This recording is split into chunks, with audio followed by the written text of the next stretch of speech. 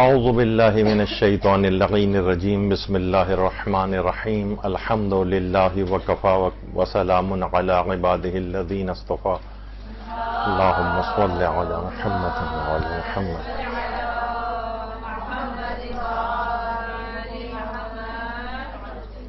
محمد و آل محمد علیہ السلام پر درود کے فضائل و فقہی احکام. اتنا اہم یہ موضوع ہے، ظاہر ہے کہ روزانہ کتنی ہی دفعہ ہمیں اس عبادت کو انجام دینا ہوتا ہے، اپنی نمازوں میں انجام دینا ہوتا ہے، عمومی زندگی میں انجام دینا ہوتا ہے. مومن کی پوری زندگی اس عبادت کو انجام دیتے گزرتی ہے، تو اس کے فقہی احکام بھی بہت زیادہ ہیں. اب آپ سوچ رہی ہوں گی کہ اتنے مختصر سے درود کے اتنے فقہی احکام کیسے ہیں، تو اس موضوع پر ہماری 3 درس ہوں گے.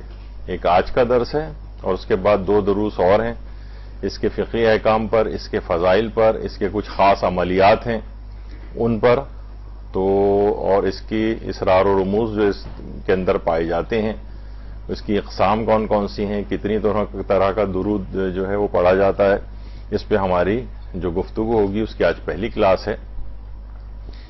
تو دیکھیے، پروردگار عالم نے قرآن کے اندر واضح طور پر جو آیت درود ہے، جسے آیت صلوات کہا جاتا ہے، بسم اللہ الرحمن الرحیم ان اللہ وملائکتہ یصلون علی النبی یا ایھا الذین آمنوا صلوا علیہ وسلموا تسلیما. اللہم صل علی محمد وعلی محمد.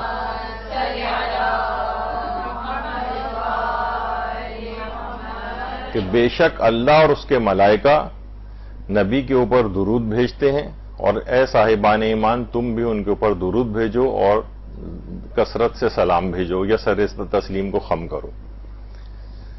اچھا، اب اس میں بھی سب سے پہلے تو ایک بات وہ عرض کر دی جائے کہ اکثر ذاکرین اپنے ذاکری کے نقطے میں ایک بات یہ کہتے ہیں کہ ایک ایسی عبادت ہے جو اللہ بھی کرتا ہے، تو یا اللہ کے اوپر بھی واجب ہے وہ عبادت، جبکہ ایسا نہیں ہے. اللہ کے اوپر کوئی بھی چیز واجب نہیں. بہت سی چیزیں واجب عقلی ضرور ہیں، یعنی مثلا وہ آپ کو سزا نہیں دے سکتا جب تک کہ اپنے احکامات نہ بتا دے، انبیاء کو نہ بھیجے، یا اللہ پر عقلاً واجب ہے، لیکن اللہ پہ کوئی شرعی کوئی چیز واجب نہیں ہوتی. تو وہ تقریری نقطے کے طور پر کہا جاتا ہے کہ ایک ایسی عبادت ہے جس میں اللہ بھی جو ہے وہ شریک ہے آپ کے، اور جو اللہ کے اوپر بھی واجب ہے، جبکہ ایسا نہیں.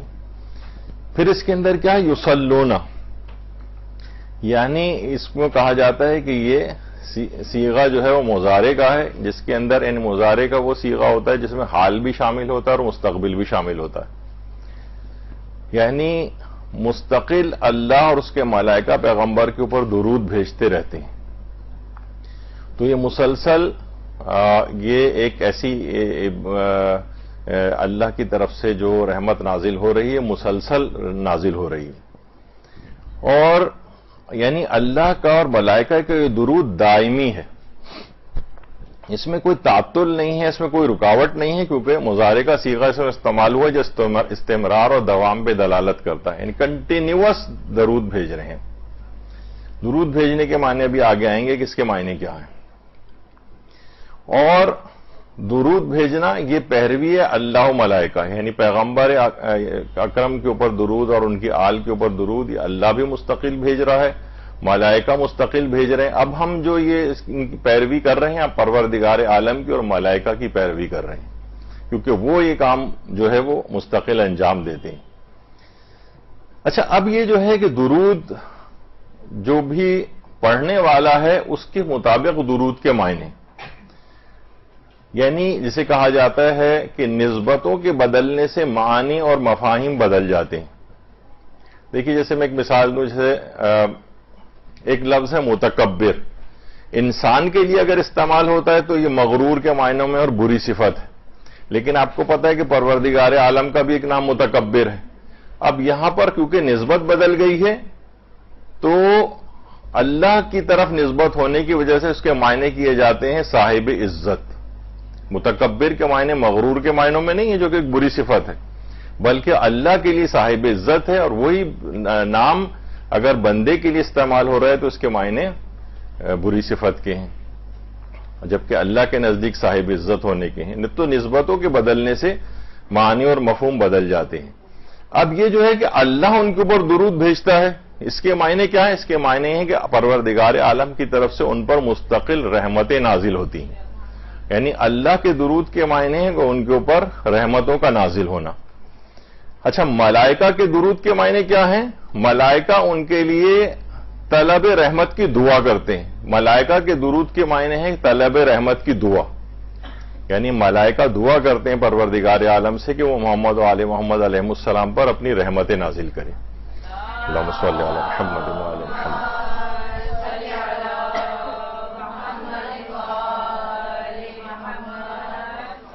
اور مومنین کے درود، ان اللہ و ملائکتہ، اس کے بعد اور صاحبان ایمان آپ کو بھی جو ہے ان کے اوپر درود بھیجنا ہے۔ تو مومنین کے درود کے معنی یہ ہوتے ہیں کہ وہ ان کی تعریف کرنا چاہتے ہیں کیونکہ وہ صاحب عزت ہیں، تو ان کے لیے ایک اچھے الفاظ، ایک اچھی دعا کے طور پر جو ہے وہ تو مومنین کا جو درود ہے وہ ان کی ثنا ہے، اصل میں ان کی تعریف ہے، ان کی جو احسانات ہیں ان کی قدردانی کا شکریہ ہے۔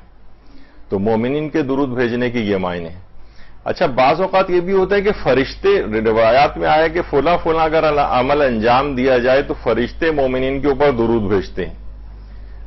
یہ تو محمد و آل محمد پہ درود تھی والی بات جو اس سے پہلے ہم نے ذکر کی۔ اب فرشتے اگر آپ کے اوپر یا مومنین پر درود بھیجتے ہیں، اس کے معنی ہوتے ہیں طلب مغفرت کی دعا لوگوں کے لیے، یعنی مثلا ہوتا ہے کہ اگر فلاں عمل انجام دیا جائے تو اللہ ایک فرشتے کو پیدا کرتا ہے جو اس کے اوپر درود بھیجتا ہے، تو درود کے معنی ہے کہ اس کے لیے مغفرت طلب کرتا رہتا ہے وہ۔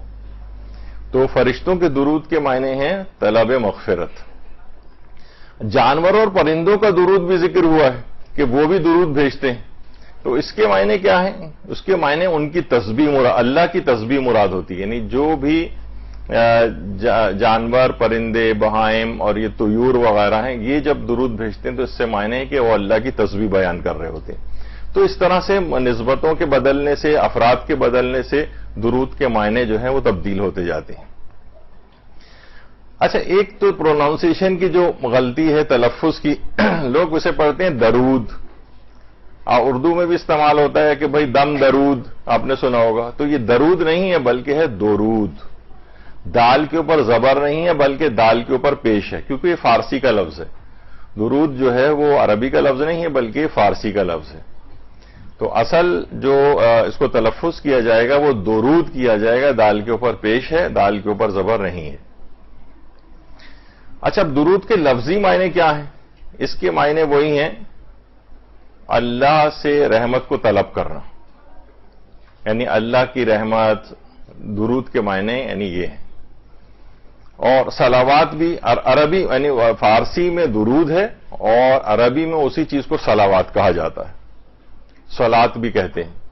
تو بہرحال یہ صلات یا صلوات یا اسی طریقے سے بہت سے محاورے ہیں جس میں معنی بالکل بدل دیے گئے ہیں، جیسے ہے کہ صلوات سنانا، یعنی برا بھلا کہنے کو صلوات سنانا کہا جاتا ہے، حالانکہ بالکل بھی مفہوم ایسا نہیں۔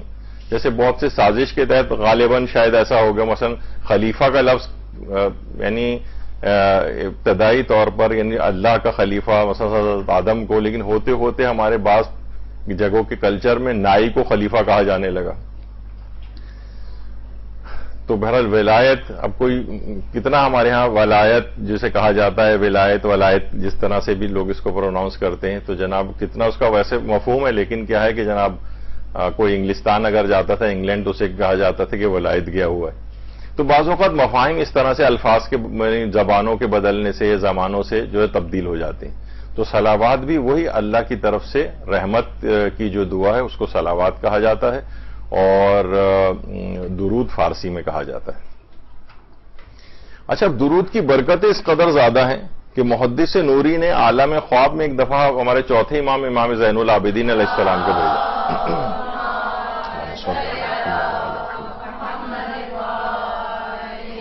اور ان سے شکوہ کیا کہ آخرت کے لیے تو میں نے کچھ جمع نہیں کیا، مجھے تو توبہ کی توفیق بھی حاصل نہیں ہو سکی، میں اعمال صالح بھی بجا نہ لا سکا، تو اس پر چوتھے امام نے ان سے فرمایا کہ تمہارے لیے جو ضروری ہے وہ یہ ہے کہ محمد و آل محمد پر زیادہ سے زیادہ درود بھیجا کرو، اور ہم اس بھیجے ہوئے درود کے عوض تمہاری طرف سے وہ اعمال قیامت تک بجا لائیں گے جن کی تمہیں توفیق حاصل نہیں ہوئی ہوگی۔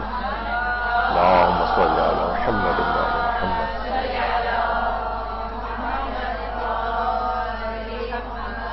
محدث نوری نے پوری ایک کتاب سچے خوابوں کے ذکر کے اوپر جو ہے وہ مرتب بھی کی ہے، تو بہرحال اس میں انہوں نے خود ہی چوتھے امام سے منسوب جو ہے یہ خواب جو ہے دیکھا۔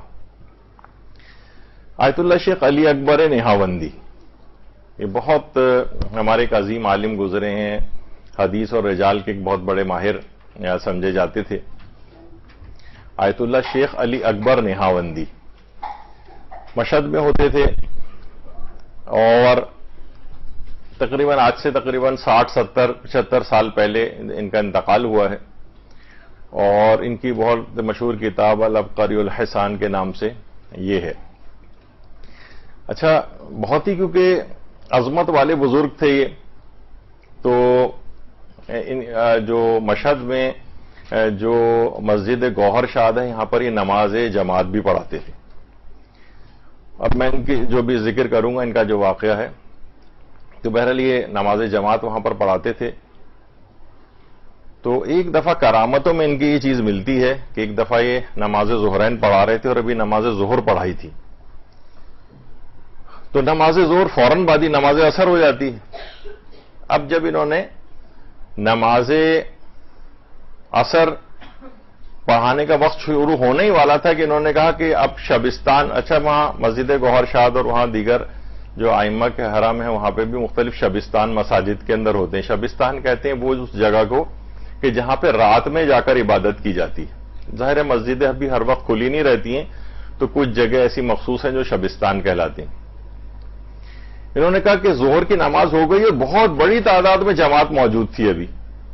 انہوں نے کہا کہ فوراً اب نماز عصر کے لیے شبستان کو چینج کر لیا جائے۔ لوگ بھی بہت پریشان ہوئے، انتظامیہ کے لوگ بھی پریشان ہوئے کہ اتنے بڑے مجمع کو کیسے ایک جگہ سے دوسری جگہ شفٹ کریں۔ بہرحال انہوں نے کہہ دیا تھا کہ نہیں کرنا ہے، تو لوگ عصر کی نماز کے لیے جیسے ہی دوسرے شبستان میں پہنچے تو ایک دم بہت زبردست قسم کا زلزلہ آیا، اور وہ جو پرانی شبستان والی جگہ اس کی چھت گر پڑی۔ لوگ بھی حیران اور پریشان ہو گئے کہ اگر ہم لوگ سب یہاں پر اس وقت موجود ہوتے تو سب کے سب لوگ ہلاک ہو جاتے اتنی بھاری چھت گرنے کی وجہ سے۔ تو یہ ان کی بڑی کرامتوں میں سے آیت اللہ شیخ علی اکبر نہاوندی کی سمجھا جاتا ہے یہ، اور اس کے بعد سے مسجد گوہر شاد میں شبستان نہاوندی کے نام سے پورا ایک شبستان انہی کے نام سے موسوم ہو گیا۔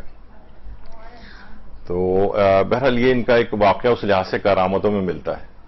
اور رہبر معظم آیت اللہ خامنہئی فرماتے ہیں جب میں بالکل بچپن کے عالم میں تھا، یہ ان کے بچپن ہی کے زمانے کی تصویر ہے، تو فرماتے ہیں کہ میں نے مشہد میں صرف 2 ہی علماء کے نام سنے ہوئے تھے، ایک شیخ نہاوندی کا اور شیخ علی اکبر نہاوندی کا۔ ان کے علاوہ میں کسی نام سے شیعہ علماء میں واقف نہیں تھا بچپن میں۔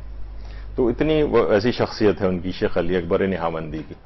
ان کی کتاب خزینۃ الجواہر و زینۃ المنابر، جس میں ایک متقی پرہیزگار شخص کا ذکر انہوں نے کیا ہے کہ جس نے یہ بات بتائی کہ میں نے اپنے اوپر ایک بات کو لازم قرار دیا ہوا تھا کہ میں روزانہ ایک معین مقدار میں درود، اب ممکن ہے کہ وہ 100 دفعہ ہو، ممکن ہے 1000 دفعہ ہو، میں روز پڑھا کروں گا۔ تو ایک رات یہ ہوا کہ بہت سارے مہمان جو ہے وہ گھر پر آ گئے، اور جو رات گئے تک رہے میں ان کی مہمان نوازی میں بہت زیادہ مصروف رہا، یہاں تک کہ تھک کے چور ہو گیا۔ جب بستر پہ گیا تو میں نے سوچا کہ آج تو مجھے درود اپنا معین جو میں نے اپنے اوپر کیا ہوا ہے وہ اس کی مجھے تلاوت کرنی ہے، تو آج چھوڑ دیتا ہوں۔ لیکن اس نے کہا نہیں، میں ہر صورت میں جو میں نے اپنے اوپر لازم کیا ہے میں ضرور اس کی تلاوت کروں گا۔ انتہائی خستگی کی حالت میں بھی اس نے جو ہے وہ درود کی معین مقدار پڑھی اور سو گیا۔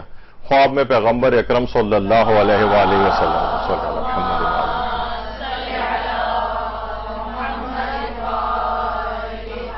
زیارت ہوئی، جس میں پیغمبر اکرم فرما رہے تھے کہاں ہے وہ دہن جو مجھ پر ہمیشہ کثرت کے ساتھ درود پڑھتا ہے، اور میں اس کا بوسہ لینا چاہتا ہوں۔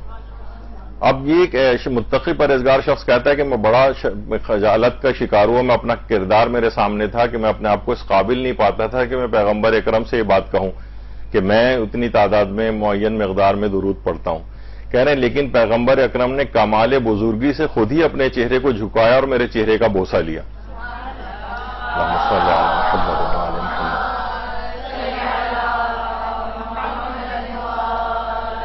کہہ رہے ہیں اسی وقت میری آنکھ کھل گئی. خوشی اور فرحت و انبساط کے ساتھ میرے قدم زمین پر نہیں ٹک رہے تھے. میں نے اپنے پورے گھر والوں کو اسی وقت جگا کر اٹھایا. سب لوگ بھی جب جاگے تو دیکھ کر حیران اور سونگ کر حیران و پریشان ہو گئے کہ بہترین ایک خوشبو پورے کمرے کے اندر پھیلی ہوئی تھی، اور ایک اتنی زیادہ تیز خوشبو جو ایک اصفر خوشبو کہلاتی ہے، جو انتہائی تیز خوشبو سمجھی جاتی ہے، وہ کمرے کے اندر پھیلی ہوئی تھی. کہہ رہے ہیں اس بات کی اتنی شہرت ہوئی، اور کہہ رہے ہیں جو اس متقی پرہیزگار شخص کا کہنا ہے جسے شیخ علی اکبر نہاوندی نے اس کا پورا واقعہ نقل کیا ہے کہ 8 روز تک اس کمرے سے اور خود میرے اندر سے وہ خوشبو آتی رہی، اور دور دور سے لوگ اس خوشبو کو سونگھنے کے لیے آتے رہے. درود بھیجیے محمد علیہ.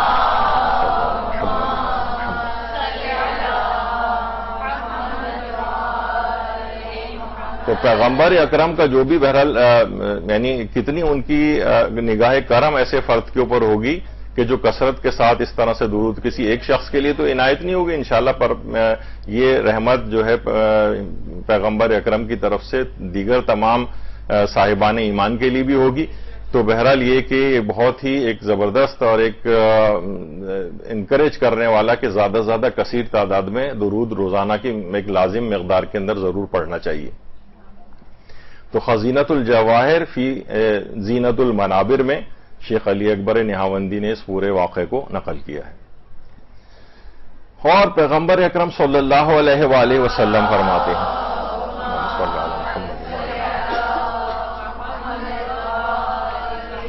کہ اگر کچھ لوگ کسی محفل میں بیٹھیں اور نہ تو خداوند عالم کا ذکر کریں نہ اپنے رسول پر درود بھیجیں تو ایسی محفل ان لوگوں کے لیے قیامت کے دن حسرت و وبال ثابت ہوگی.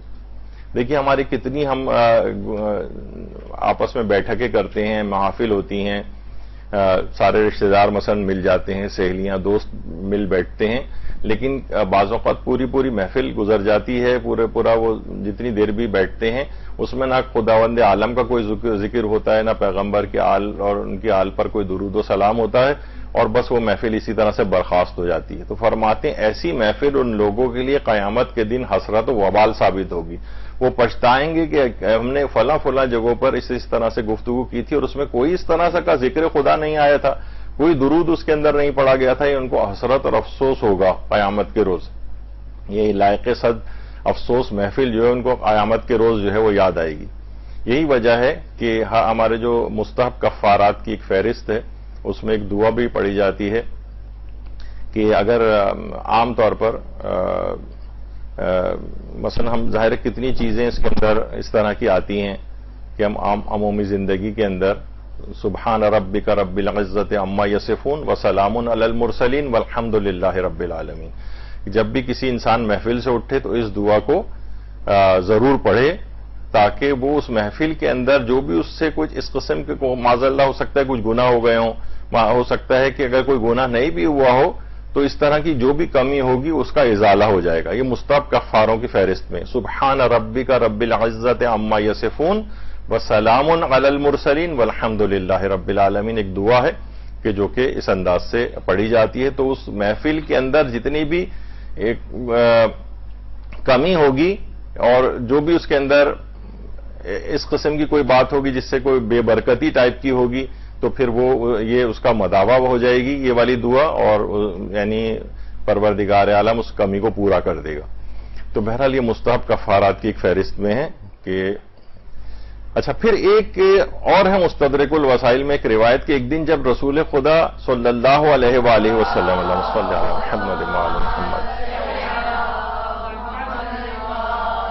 اپنے حجرے سے باہر آ رہے تھے تو اس وقت فرمایا کہ گزشتہ رات میں نے اپنی امت کے ایک آدمی کو دیکھا جو کہ پل صراط عبور کرنا چاہتا تھا لیکن کانپ جاتا تھا، آگے نہیں بڑھ سکتا تھا. اس دوران ایک درود آیا جو اس نے مجھ پر بھیجا تھا تو اس درود نے مجسم ہو کر اس کا ہاتھ پکڑ کر پل صراط عبور کروا دیا.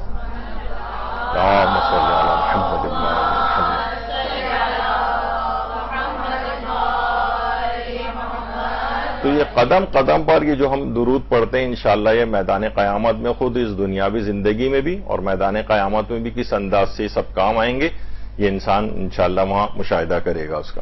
یعنی حتیٰ کہ دیکھیے پل صراط یعنی مجسم ہو کر آئے گا. تجسیم اعمال یا تجسم اعمال کا پورا ایک لیکچر موت کی جو سیریز یہاں پر ہوئی تھی تو اس کے اندر ہم نے بیان کیا تھا کہ اعمال کا مجسم ہونے سے کیا مراد ہے, اعمال کیسے مجسم ہوں گے.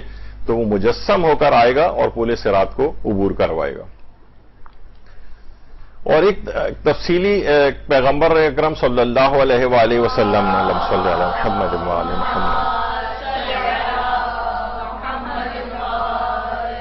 مستدرک الوسائل میں ایک تفصیلی روایت ہے کہ پیغمبر فرماتے ہیں جب میں معراج پہ گیا تو وہاں میں نے دیکھا ایک فرشتہ تھا جس کے 1000 ہاتھ تھے اور ہر ہاتھ کی 1000 انگلیاں تھیں جس میں وہ حساب کتاب کر رہا تھا. میں نے جبرائیل سے پوچھا یہ کون فرشتہ ہے, کس چیز کا حساب کر رہا ہے؟ جبریل نے کہا یہ وہ فرشتہ ہے جو بارش کے قطرے گرنے پر مامور ہے, آسمان سے گرنے والے قطروں کو گن رہا ہے. پیغمبر اکرم فرماتے ہیں کہ میں نے پوچھا کیا تم زمین کے خلق ہونے سے لے کر آج تک بارش کے ہر قطرے کا حساب تمہارے پاس ہے جو برستا ہے آسمان سے؟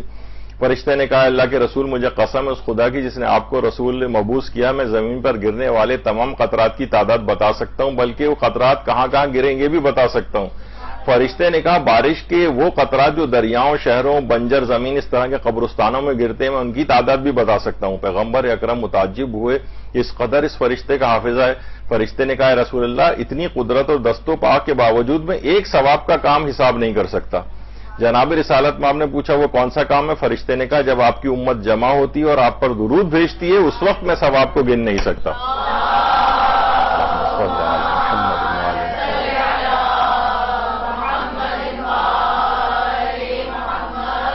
جب سے زمین خلق ہوئی ہے اور اس کے بعد سے لے کر کتنی بارشیں ہوئی ہیں, کیا کچھ اس کا تک کا حساب اس کے پاس ہے, لیکن وہ ایک درود کا حساب نہیں رکھ سکتا وہ فرشتہ, اس قدر اس کا اجر و ثواب ہے.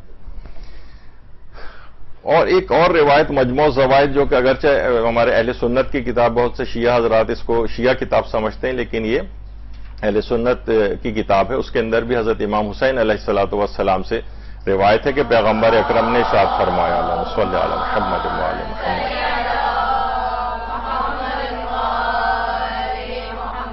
کہ جس شخص کے بھی سامنے میرا ذکر ہو اور مجھ پر درود بھیجنا بھول جائے قیامت کے روز وہ جنت کا راستہ بھول جائے گا. اچھا بہت سے لوگ آج کل الفاظ سے بھی کافی جو ہے وہ اٹک جاتے ہیں اس میں کہ یہ کیسے ممکن ہے, وہ تو جب وہاں پہنچ گیا ہے تو وہ راستہ کیسے بھول جائے گا وغیرہ.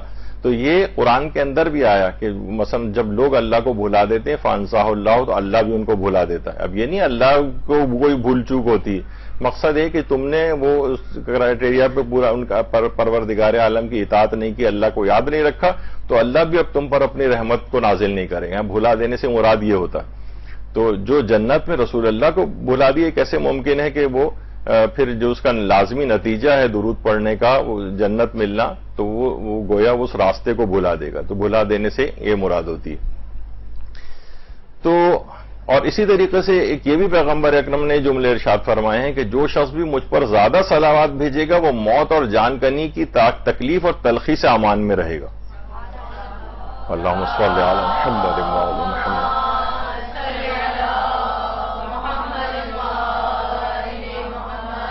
یعنی جتنی کثرت سے صلوات ہوگی کہ عین موت کے وقت جب جان کنی کا اور سکرات کا کیفیت ہوگی جس کی تلخی اور کڑواہٹ کو بہت زیادہ بیان کیا گیا ہے اور اس سلسلے میں کافی روایات بھی آئی ہیں, اس موقع پر یہ درود کام آئے گا.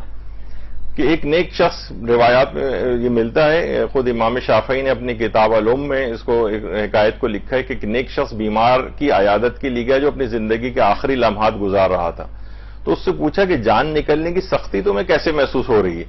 تو مریض نے جواب دیا میں اپنے حلق میں مٹھاس محسوس کر رہا ہوں, کسی قسم کی کوئی تلخی محسوس نہیں ہو رہی. نیک آدمی کو تعجب ہوا, جانتا تھا جان دینے کی کیفیت سب کے لیے ناگوار ہوتی ہے. جب بیمار نے مرد صالح کو حیرت میں ڈوبا ہوا دیکھا تو کہا تعجب نہ کرو, میں نے سن رکھا تھا کہ رسول اللہ نے فرمایا جو مجھ پر زیادہ درود بھیجے گا وہ موت کی تلخی سے محفوظ رہے گا, لہٰذا ایک عرصے سے میں درود پڑھ رہا ہوں تو اب تم میری جان نکلتے وقت کی مٹھاس کا راز سمجھ گئے ہوں گے.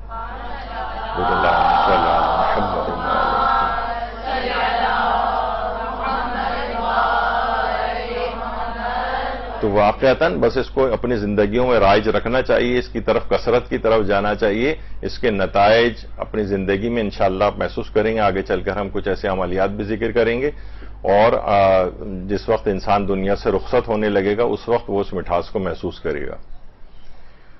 اور یہ بھی پیغمبر اکرم صلی اللہ علیہ وآلہ وسلم نے فرمایا، اللہم صلی علی محمد وآل محمد، کہ جو مجھ پر ایک بار درود بھیجے گا، خدا روز قیامت اس کے اوپر نیچے دائیں بائیں ایک نور پیدا کرے گا جو اس کے تمام اعضاء کو نورانی بنا دے گا۔ اور جو پل صراط ہے وہ بالکل ایک تاریک جگہ کے اوپر ہے۔ روایات میں آیا کہ پل صراط کی جو تاریکی ہے، تو یہ انسان جو زیادہ درود پڑھتا رہے گا، جب وہ خود نورانی ہو جائے گا اور دائیں بائیں آگے پیچھے اوپر نیچے ہر جگہ اس کے نور آ جائے گا، تو بہت آسانی کے ساتھ دیکھ کر پل صراط کو عبور کرے گا۔ تو بہرحال یہ اس وقت اس کے یعنی موت کی سختی، سکرات، اور پھر اس کے بعد آگے کے مراحل، یہاں تک کہ پھر میدان قیامت، اور پھر اس کے بعد جب پل صراط پہ سے گزرنے لگے گا، وہاں پر بھی یہ درود اسی انداز سے آئے گا۔ اور جب اس سے پہلے کی روایتیں پیغمبر اکرم میں آپ نے سنا تھا کہ درود جب وہ گرنے ہی والا تھا پل صراط سے، اس وقت درود مجسم ہو کر آیا اور اس کو وہاں سے بچا کر لے گیا۔ تو یہ درود کی خاص نورانیت ہے۔ اور پیغمبر یہ بھی ارشاد فرماتے ہیں، اگر چاہتے ہو کہ ابلیس کے زخم باقی رہیں اور وہ ہمیشہ غمناک رہے تو اطاعت خدا اور محمد و آل محمد پر درود کو ہمیشہ بجا لاتے رہو۔ اگر تم نے ایسا نہ کیا تو ابلیس کے اسیر ہو جاؤ گے اور اس کے لشکر تم پر سوار ہو جائیں گے۔ یعنی اس کا مطلب یہ ہے کہ شیطان سے بھی بچاتا ہے، جس قدر انسان درود زیادہ پڑے گا اتنا ہی شیطان اس سے دور ہوتا چلا جائے گا، اتنا ہی زیادہ شیطان غمزدہ ہوگا، اس کے زخم باقی رہیں گے۔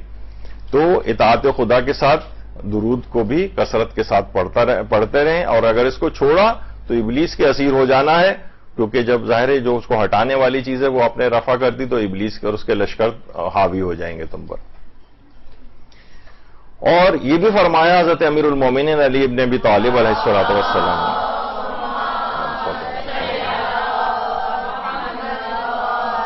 کہ گناہوں کو ختم کرنے کے لیے صلوات بھیجنا گویا پانی کے ذریعے آگ بجھانے سے زیادہ بہتر ہے۔ یعنی پورے گناہوں کو ختم کر کے رکھ دیتا ہے درود، اس کے اوپر اس کو نامہ اعمال سے صاف کر دیتا ہے۔ یعنی ایسی توفیقات پھر آپ کو ملتی ہیں، ایک تو پچھلے گناہ بھی معاف ہوتے ہیں، اور ایسی توفیقات آپ کو ملتی ہیں کہ پھر آپ کو گناہ سے نفرت ہونے لگتی ہے، بیزاری ہونے لگتی ہے۔ اور ظاہر ہے کہ زبان کے اوپر جب کثرت کے ساتھ یہ والا ذکر رہے گا تو زبان ہی کے ذریعے زیادہ بڑے گناہ ہوتے ہیں، تو انسان ان گناہوں سے بھی اپنے آپ کو محفوظ رکھے گا، امیونٹی ایک ڈیولپ ہو جائے گی گناہوں کے خلاف۔ تو بہرحال یہ اس طرح سے درود و سلام بھیجنا، صلوات بھیجنا، یہ گناہوں کو ختم کرنے کے لیے بہت معاون ہے۔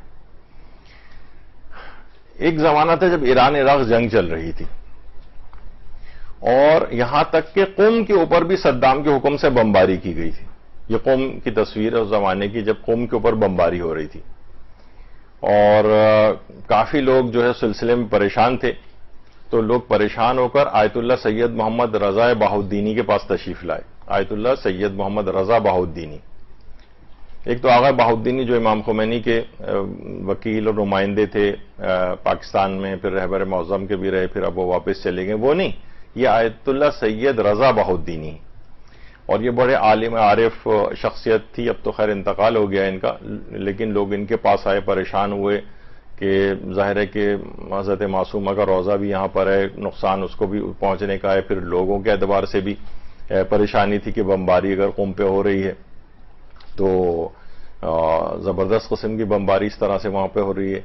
تو آیت اللہ رضا بہاؤالدینی نے کہا کہ شہر درود، اچھا ایک شہر ہے ایران کے اندر اس کا نام بھی درود ہے، تو کہنے لگے ایک دفعہ شہر درود کے کچھ لوگ اسی بات کے لیے میرے پاس آئے تھے، اور وہاں پر بھی صدام کے حکم سے بمباری ہو رہی تھی، اور تو انہوں نے آ کے کہا کہ ہم اس کا کوئی حل بتائیں کہ بمباری کسی طریقے سے رک جائے۔ آج بھی آپ دیکھتی ہیں کہ بہرحال فلسطین میں جو مظلوموں کے اوپر وہاں اس طرح سے بمباری ہو رہی، کتنا لوگ آدمی پریشان ہوتے ہیں، نیچے تو دو مقابلہ بھی کر لیتے ہیں لیکن آسمان سے آگ برس رہی ہو۔ تو کہا کہ میرے پاس لوگ آئے تو پھر میں نے معصومین علیہم السلام سے توسل کیا، اور حضرت زہرا سلام اللہ علیہا کی طرف سے اشارہ ملا، اللہم صلی علی محمد وعلی محمد۔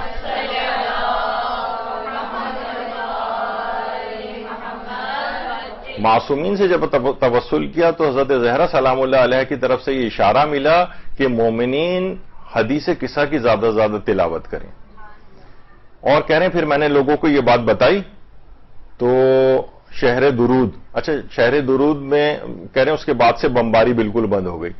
جو وہاں کا اصل میں جو صوبہ لورستان ہے ایران کا، اس کا ایک شہرستان ہے درود کے نام سے وہاں پر ہے. تو پورا شہر تھا، تو اس لحاظ سے زیادہ آبادی کا تو نہیں، 1.5-2 لاکھ کی تقریباً آبادی کا شہر ہے یہ. تو وہاں پر بمباری ہو رہی تھی. کہہ رہے ہیں جیسی لوگوں نے حدیث قصہ پڑھنی شروع کی، شہر درود پر بمباری بالکل بند ہو گئی. تو اب تم لوگ بھی یہی چیز کرو. پھر آغا رضا بہاؤالدینی فرماتے ہیں کہ پھر لوگوں نے 4 اعمال انہوں نے بتائے جو ابھی میں ذکر کرنے والا ہوں.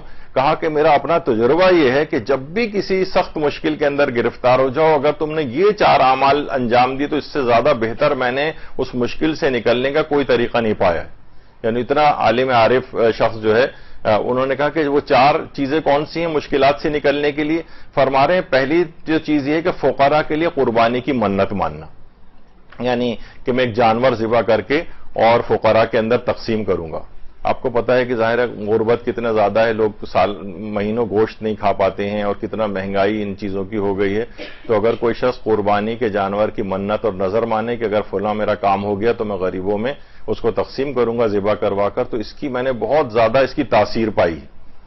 تو ایک پہلی تو چیز یہ ہے کہ قربانی کو ذبح کر کے اس کا گوشت مستحقین کے اندر تقسیم کرنا.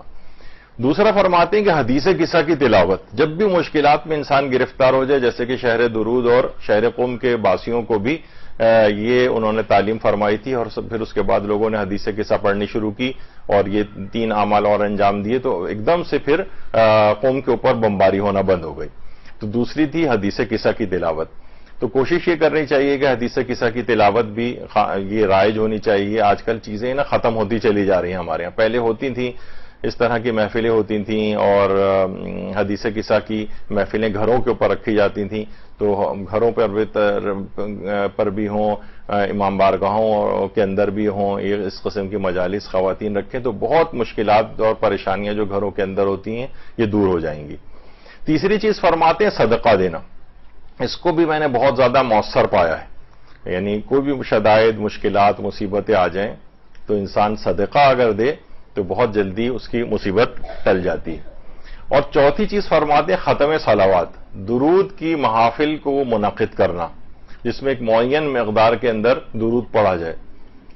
مثلا 10,000 دفعہ، 1 لاکھ دفعہ، 10 لاکھ دفعہ، جتنے حاضرین ہوں آپس میں تقسیم کر لیں کہ جو ہے. اور یہ منعقد ہوتی ہیں، ایران کے اندر بھی منعقد ہوتی ہیں.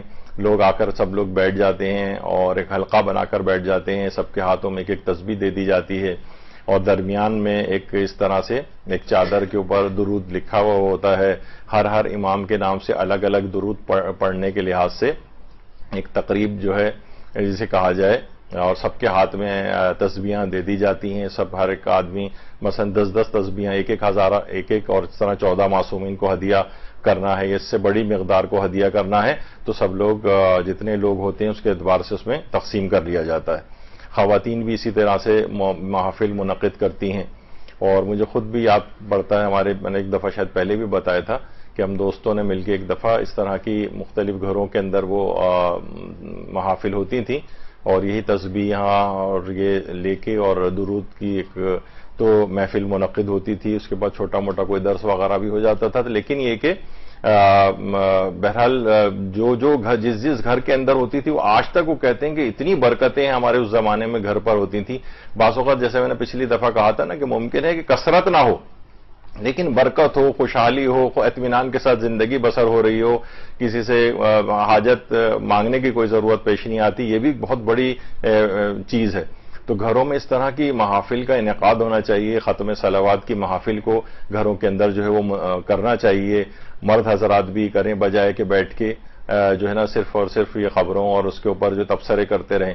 اچھا، خبروں کے تبصرے جو آج کل میں نے جو خاص طور پہ دیکھا ہے کہ ہر آدمی کے پاس کیونکہ سوشل میڈیا ہے، ہر آدمی اس کے اوپر بیٹھا ہوا ہے، ہر آدمی کے پاس واٹس ایپ ہے، ہر ایک کے پاس وہ ایک ہی چیز ہر جگہ فارورڈ ہو رہی ہے. تو کسی کے پاس بھی کوئی نئی انفارمیشن نہیں. آپ کسی کو بتاتے ہیں تو پہلے سے اس کو وہ چیز پتا ہوتی. یعنی بلا وجہ کی اسی بتائی ہوئی بات کا وہی جو اس کے پاس بھی انفارمیشن اور آپ کے پاس بھی وہی انفارمیشن ہے، تو کوئی خاص فائدہ نہیں ہے اس گفتگو کا. یعنی بعض اوقات ہوتا ہے کہ بس اسی کی تکرار ہو رہی ہوتی. وہ دیکھا وہ واٹس ایپ آیا تھا، اس میں یہ لطیفہ تھا، وہ تھا. یا کوئی انفارمیشن تھی، تو وہی چیز جو ہر ایک کے پاس ہے وہی چیز ڈسکس ہو رہی ہے، ویسٹیج آف ٹائم ہے یہ. تو بہتر ہے کہ سب کے جب ایسے لوگ افراد آئیں تو کچھ نہ کچھ ایسے ان کے ہاتھ میں تسبیحات تھما دی جائیں کہ بھئی یہ ہے، اس طرح سے پڑھنا ہے، تو سب ان برکتوں سے فیضیاب ہوں گے. اور یہاں تک کہ جو مقدس مقامات کے حرم ہیں ان کے جو خدام ہیں وہ بھی اس قسم کی محافل کا انعقاد کرتے ہیں. مثلا یہ جو حرم شاہ چراغ کے جو خدام ہیں، شاہ چراغ آپ کو پتہ ہے کہ شیراز میں ان کا مزار ہے حضرت شاہ چراغ کا. ویسے تو ان کا نام احمد تھا، لیکن جو کہ امام موسیٰ کاظم علیہ السلام کے بیٹے، اللہم صلی علی محمد و علی محمد،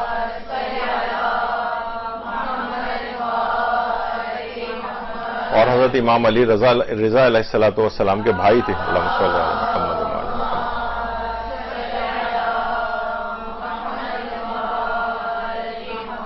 اور یہ وہی شاہ چراغ ہیں. شاہ چراغ ان کو یوں کہا جاتا ہے کہ کافی سالوں تک 100-200 سال تک ان کی قبر مخفی رہی تھی، اور اس کے بعد لیکن دور سے لوگوں کو اس جگہ، قبر والی جگہ پہ چراغ جلتا ہوا نظر آتا تھا.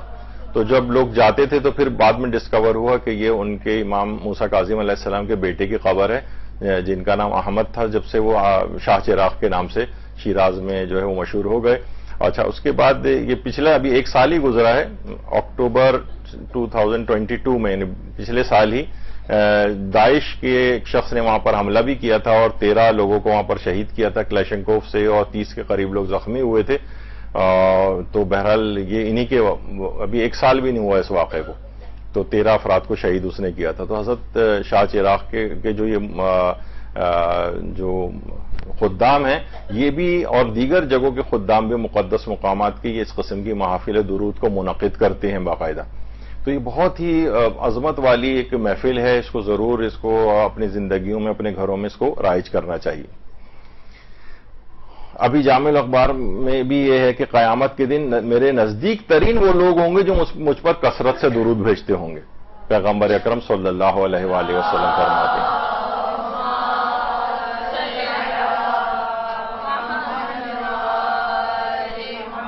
اب جب کوئی شخص قیامت میں پیغمبر اکرم کے انتہائی نزدیک اور قریب ترین ہوگا تو اس پر عذاب کہاں سے آئے گا؟ کوئی مشکل اور پریشانی اس کو نہیں ہوگی، وہ ان کے جوار میں موجود ہوگا. تو یہ بہت ہی بہترین ایک نسخہ ایک بتایا گیا، اور اتنا آسان ترین نسخہ ہے.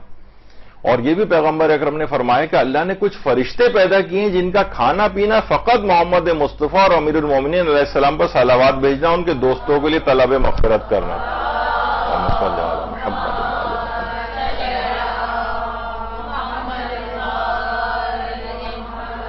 یعنی ان کا کوئی اور کام ہی نہیں ہے، وہ صرف اور صرف محمد و آل محمد علیہ السلام پر درود بھیجتے ہیں اور ان کے محبین اور دوستوں کے لیے طلب مغفرت کرتے رہتے ہیں. تو یہ فرشتوں کی، یعنی درود کا جو ورد ہے یہ فرشتوں کی زندگی ہے، ان کی زندگی کا مقصد جو ہے پروردگار نے قرار دیا ہوا ہے. تو یہ تو ابھی آیا، اس سے پہلے کہ ابلیس کے زخم باقی رہتے ہیں اور وہ غمناک ہو جاتا ہے جب تک کہ انسان درود پڑھتا رہتا ہے، ورنہ وہ ابلیس کا اسیر ہو جاتا ہے. اور آیت اللہ تقی بہجت فرماتے تھے، گشتیم و گشتیم ذکر بالاتر الصلوات پیدا نہ کر دیں. کہہ رہے ہیں میں نے بہت تحقیق کی، بہت جستجو کی، بہت سرگرداں رہا کہ تمام اذکار میں سب سے افضل ترین ذکر کون سا ہے، تو میں سوائے صلوات کے کوئی اس سے برتر ذکر دریافت نہ کر سکا. اللہم صلی علی محمد.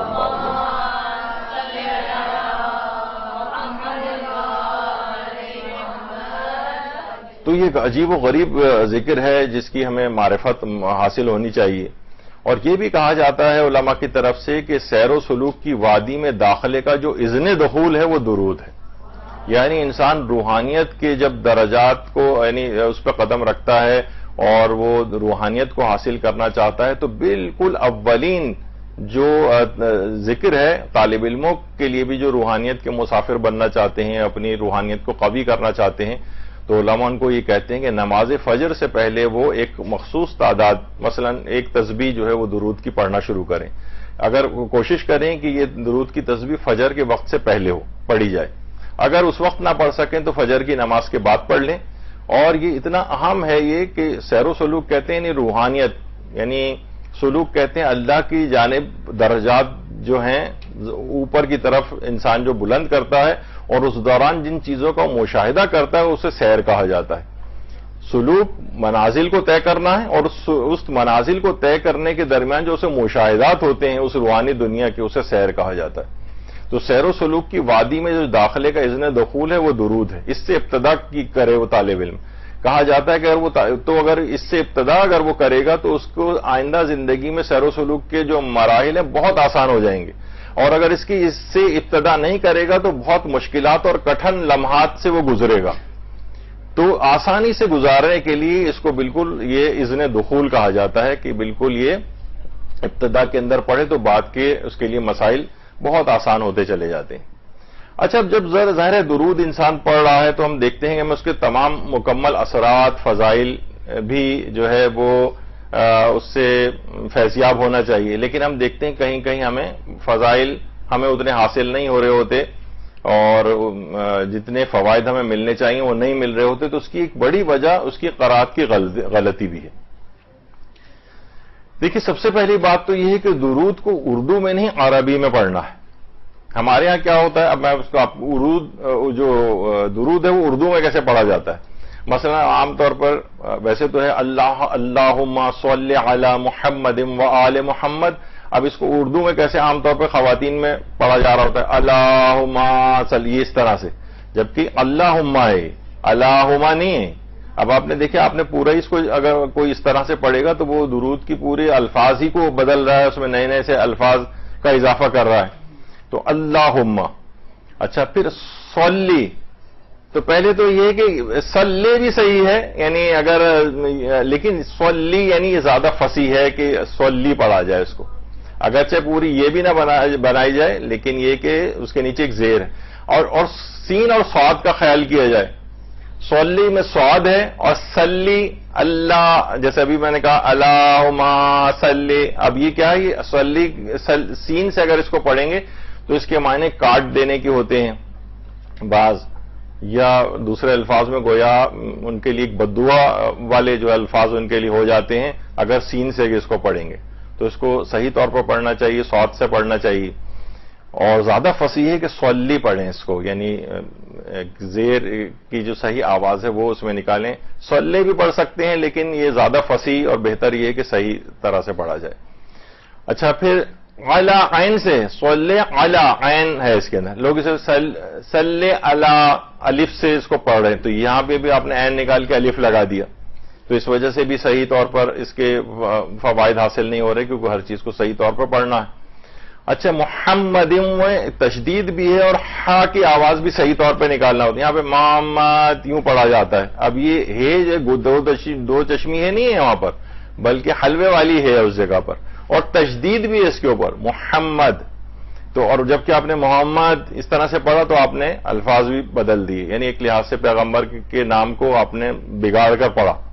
دیکھیے، شروع میں جب پیغمبر اکرم کا نام محمد ہے تو جب وہ کفار نے سوچا کہ یہ ہمیں تو ان کی ہم مذمت کرنی ہوتی ہے، لیکن ہم بھی ان کا نام محمد کے معنی کیا ہیں، جس کی بہت زیادہ تعریف اور مدح کی جائے، تو ہم بھی اسی جملے کو نکالتے ہیں اور وہ جو ہے گویا ہماری زبان پر بھی یہ جاری ہو جاتا ہے کہ وہ شخص جس کی بہت تعریف کی گئی تو ہم یہ جملہ ہی کیوں کہیں.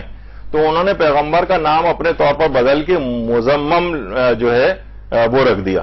اچھا، صحابہ کو جب اس کی اطلاع ملی، جو صحابہ باصفا تھے، وہ پیغمبر کے پاس رنجیدہ ہو کر آ کے وہ آپ کو اس نام سے پکار رہے ہیں. پیغمبر نے کہا کہ اللہ نے تو میرا نام محمد ہی رکھا ہے، یہ جس کو نام سے پکار رہے ہیں وہ تو میں ہوں ہی نہیں، مثلا ان کو پکارنے سے کیا فرق پڑتا ہے کہ اگر وہ نام کو اس لحاظ سے بگاڑ بھی رہے.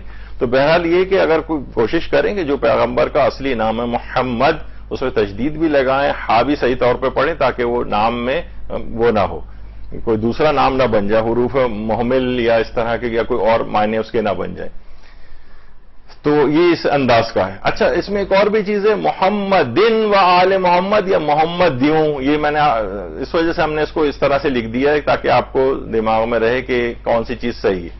تو محمدن و آل محمد بھی صحیح ہے اور محمدیوں و آل محمد بھی صحیح ہے، لیکن زیادہ فصیح ہے کہ محمدیوں پڑھا جائے اس کو، محمدیوں، محمدن نہیں. محمدن بھی صحیح ہے اچھا ایک اور چیز ہے جس پہ آج تو میں گفتگو نہیں کروں گا، شاید اگلی ہماری جو کلاس ہے اس میں گفتگو آئے گی. ایک چیز بہت مشہور کی جاتی ہے کہ محمد و آل محمد اس طرح ایرانی پڑھتے ہیں، اس پہ ایک اعتراض کیا جاتا ہے.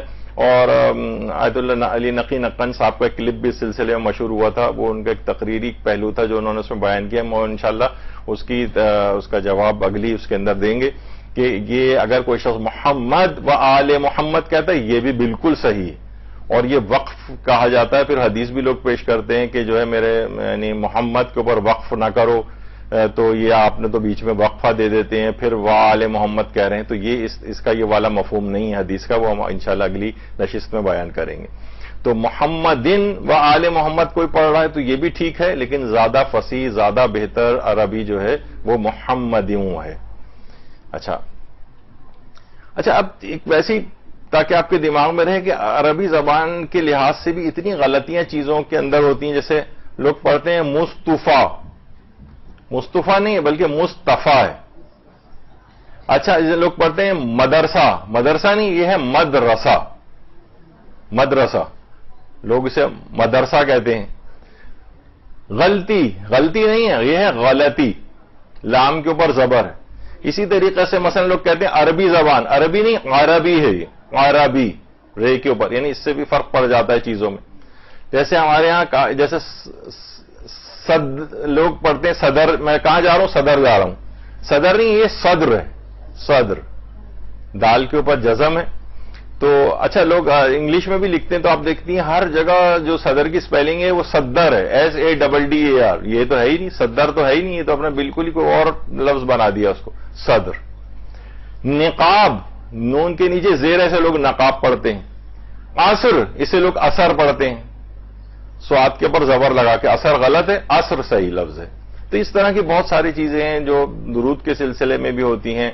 اور تو بہرحال اللہم صلی علی محمد و آل محمد، اس کو صحیح طور پر پڑھنا چاہیے، اور اردو میں نہیں، اس کو عربی زبان ہی کے اندر پڑھنا چاہیے.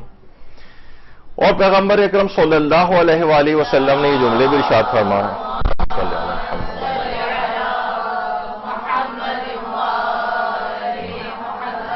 کہ جو شخص بھی مجھ پر صلوات بھیجتا ہے وہ جہنم میں ہرگز داخل نہیں ہو سکتا.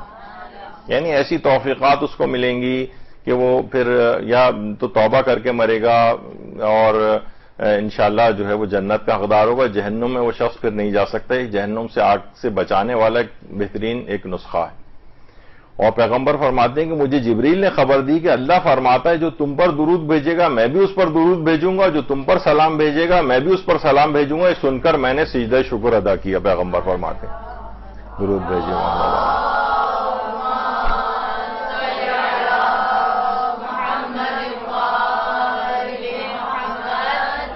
اللہ اس کے اوپر درود بھیجے گا. اس پہ بھی ہماری گفتگو آگے چل کر آئے گی کہ اچھا اب اللہ کے درود بھیجنے کے معنی اللہ کی رحمت نازل ہونا، اللہ کی برکات نازل ہونا، وہ ہمارے لیے جو بھی درود پڑتا ہے اس کے لیے ہے. اور یہ ایسی بات تھی کہ پیغمبر خوشی سے سجدے شکر میں گر گئے.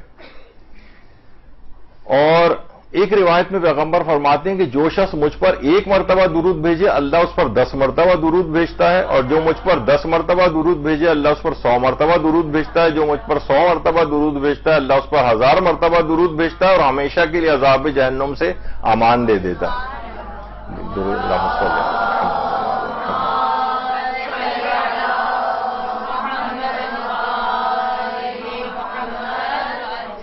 تو ایک دفعہ ہم نے صرف درود بھیجا، اللہ کی طرف سے 10 گنا رحمتیں، 10 دفعہ بھیجا 100 گنا رحمتیں، 100 دفعہ بھیجا 1000 گنا رحمتیں اس کی طرف سے اس انداز سے نازل ہوتی ہیں، اور عذاب جہنم سے بھی اس کو امان دے دی جاتی. دیکھیے آخر یہ درود پڑھنے کی اس قدر تاکید کیوں ہے؟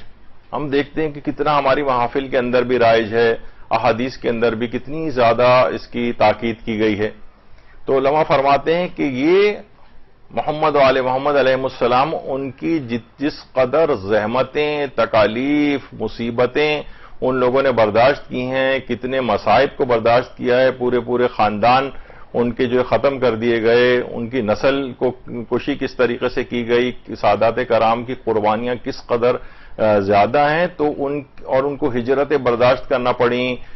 باغ زہرا کے پھول جگہ جگہ پوری دنیا کے اندر بکھر گئے، اور کتنی سب چیزیں انہوں نے برداشت کی. تو یہ ان کی اس شکریہ اور قدردانی کی انتہائی ایک چھوٹا سا ایک عمل ہے جس کی وجہ سے، جس کی بنا پر ہم ان کا شکریہ ادا کرتے ہیں. یہ تمام ان کی قدردانی کا سب سے کم ترین اظہار یہ ہے کہ ان کے اوپر درود بھیجا جائے. اللہم صلی علی محمد وعلی محمد.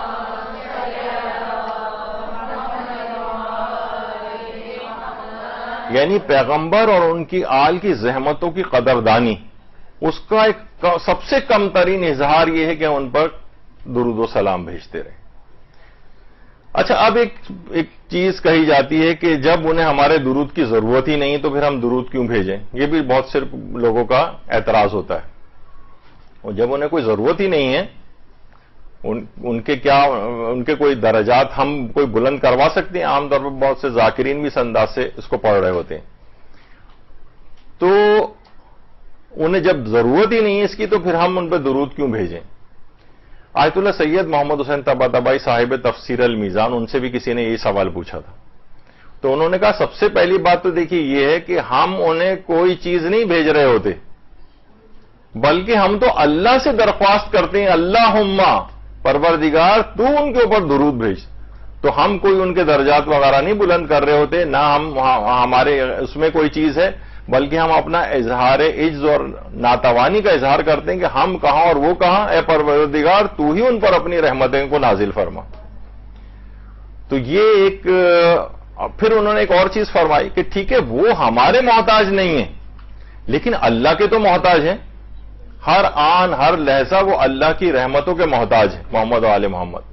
تو بہرحال پھر یہ ہے کہ وہ ہم یہ درخواست کر کے اپنے قد کو بڑھانا چاہتے ہیں، ہم یہ درخواست اللہ کو پیش کر کے اللہ کا تقرب حاصل کرنا چاہتے ہیں. انہوں نے بھی بڑی اچھی مثال بھی دی کہ مثلا ایک باغبان ہے، ایک مالی ہے، وہ کسی مالک کے باغ میں کام کرتا ہے، اور جب عید کا موقع آتا ہے تو اسی جو مالک کا باغ ہے اسی کے پھولوں کو چن کر ایک گلدستہ بنا کر مالک کو عید کے روز جا کر پیش کرتا ہے. تو جو مالک ہے وہ کتنا خوش ہوتا ہے، حالانکہ معلوم ہے کہ یہ اپنے پاس سے کچھ نہیں رہا ہے، میرا ہی باغ ہے، میرے ہی یہ پھول ہیں، یہ اس نے جمع کر کے مجھ کو لا کر دیے ہیں.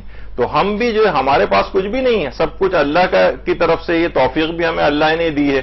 تو ہم یہ جو گلدستہ بناتے ہیں یہ درود کا، یہ گویا ہم اللہ ہی کی طرف والی چیزیں ہیں ساری، اور یہ ہم ان کی خدمت میں پیش کرتے ہیں. جس طریقے سے ایک مالی تقرب حاصل کرتا ہے کہ اپنے مالک کے باغ کے پھولوں کا، اور مالک اس سے کتنا خوش ہو جاتا ہے، اسی طریقے سے پروردگار عالم بھی ہمارے اس پیش کردہ تحفے سے خوش ہو جاتا ہے. جو ہم درود پڑھتے ہیں نا، تو پروردگار عالم بھی اسی طریقے سے اللہ کا تقرب ہمیں حاصل ہوتا ہے، جس طریقے سے ایک باغ کا مالی اس کو پھول دیتا ہے، حالانکہ اس کا اپنا کچھ بھی نہیں ہوتا ہے، سب باغ کے مالک ہی کا ہے، لیکن وہ اس کے باوجود خوش ہو جاتا ہے. تو اس طرح ہم بھی اللہ کا تقرب اس انداز سے حاصل کرتے ہیں.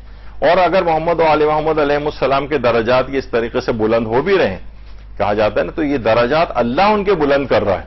کیونکہ یہ دماغ میں رہنا چاہیے کہ محمد و آل محمد علیہ السلام کے درجات، ایسا نہیں کہ درجات ان کے رک گئے ہوں، ہر آن ہر لہجہ ہر لمحہ ان کے درجات میں اضافے سے اضافہ تر ہوتا چلا جا رہا ہے.